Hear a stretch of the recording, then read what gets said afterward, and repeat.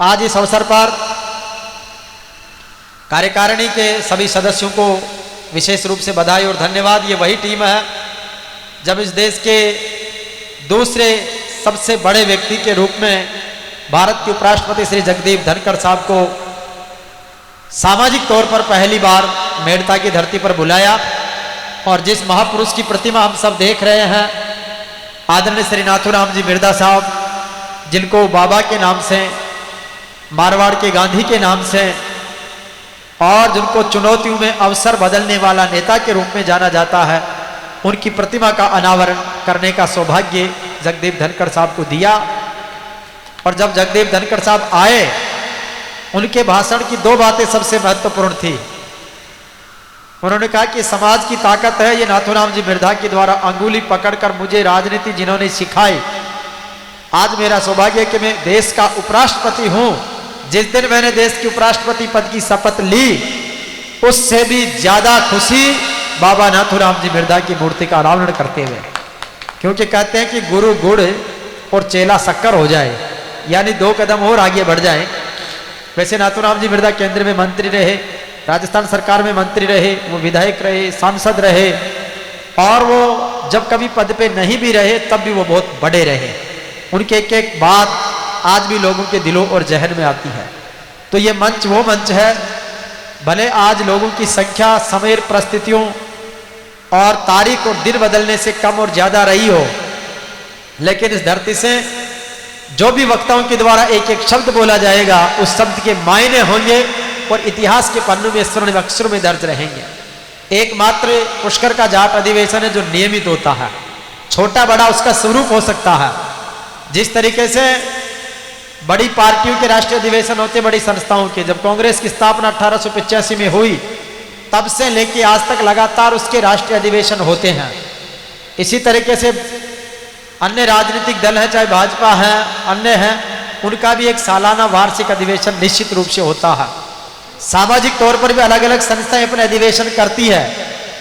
समाज में आज बहुत सारी महासभाएं, बहुत सारे संगठन, बहुत सारे ट्रस्ट, बहुत सारे हॉस्टल समितियां, बहुत सारे अलग अलग समितियां बनी हुई है।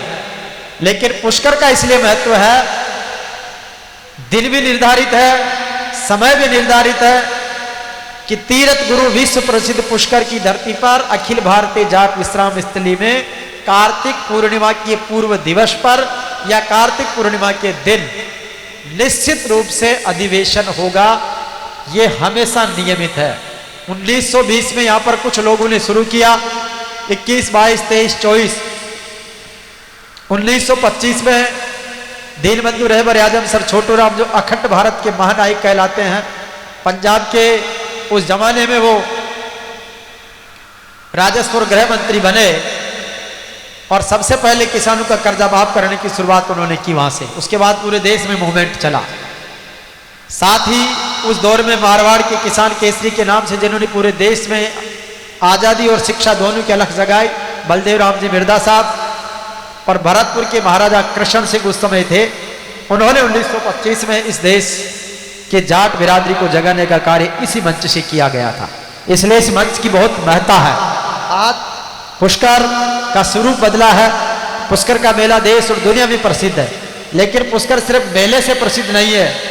पुष्कर में लोग इसलिए आते हैं कि वहां पर समाज कोई फैसला लेगा, उसकी गूंज पूरे देश तक जाएगी।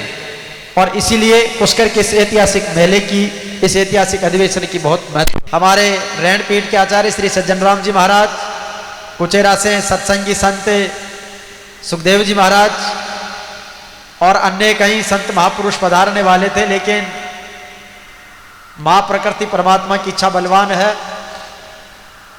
कि श्रीमद दादू पीठ के आचार्य श्री गोपाल दास जी महाराज का देवलोक गमन कल हो गया था। आज उनका वैकुंठी का कार्यक्रम और श्रद्धा नमन का कार्यक्रम नरेना पीठ में है, तो इसलिए कार्यक्रम में थोड़ा संशोधन हुआ है।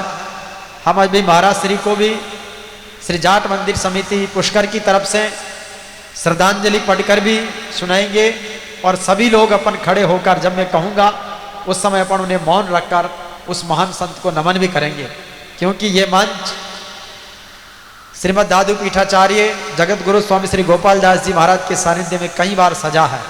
यहाँ से उनके सानिध्य में बहुत सारी प्रतिभाओं का सम्मान हुआ है, समाज को बहुत बड़ा संदेश मिला है। और जब भी समाज में एकता, अखंडता, समरसता और सत्य न्याय के पथ पर चलने की बात हुई तो संतों का सानिध्य हम सबको प्रेरित करता रहा है।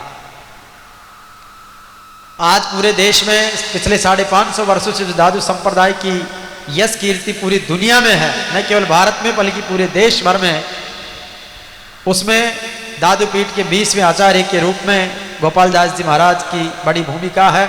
हमारा सौभाग्य कि वैसे तो संत किसी जाति, समाज और धर्म के नहीं, वो सार्वजनिक संपदा होते सबके होते हैं, लेकिन ये सौभाग्य है कि उन्होंने जाट जाति में जन्म लेकर के दादू पंथ की शोभा बढ़ाई है, ये हमारा सौभाग्य है। भगवान वीर तेजाजी महाराज की वंदना, जिन्हें भगवान भोलेनाथ का अवतार माना जाता है, सुबह जब उठते हैं तो सज्जन पुरुष स्मरण करते हैं, ओम आदित्याय नमः, ओम अनंताय नमः, ओम अच्युताय नमः, ओम आनंदाय नमः, ओम गोविंदाय नमः। ये उस परमात्मा के स्वरूप है और वो शिव है। उसी शिव के स्वरूप में जाट समाज के कुल गौरव को गौरवान्वित करने के लिए भगवान वीर तेजाजी महाराज इस धरती पर आए 1000 वर्ष पहले। जहां जहां भी वो गए वो धरती आज धन्य हो गई। खरनाल में जब वो जन्मे तो खरनाल महातीर्थ बन गया, सुरसुरा में उनका बलिदान हुआ तो सुरसुरा महातीर्थ बन गया। वो जिस क्षेत्र में रण उनका हुआ वो रण क्षेत्र आज पूजनीय है। देश के प्रधानमंत्री से लेकर राष्ट्रपति, उपराष्ट्रपति उसके दरबार में शीश झुका रहे हैं।